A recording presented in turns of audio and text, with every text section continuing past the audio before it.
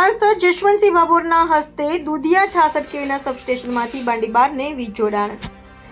આજરોજ લીમખેડા તાલુકાના મોટી બાંડીબાર ખાતે સાંસદ જશવંતસિંહ ભાભોર તથા મંદિરના ગુરુમાતા તેમજ MGVCL અધિક્ષક ઇજનેર NU નાયક ગોધરા તેમજ દાહોદ અને લીમખેડા કચેરીના કર્મચારીઓ તેમજ મોટી બાંડીબાર સરપંચ, જિલ્લા તાલુકા પંચાયત સભ્યો તેમજ આગેવાનો તથા મોટી સંખ્યામાં લોકોની ઉપસ્થિતિમાં દીપ પ્રગટાવીને દુધિયા 66 કેવી સબસ્ટેશનમાંથી બાંડીબારને વીજ જોડાણ આપ્યું. જે આંબલિયા ફીડરથી લાઇટ આવતું હતું, જેનું અંતર 18 થી 20 કિલોમીટર જેટલું થતું હતું, જે હવે દુધિયા ફીડરમાં કનેક્શન આપતા વીજ લાઇનનું અંતર ઘટીને ફક્ત 4 કિલોમીટર જેટલું થઈ જશે.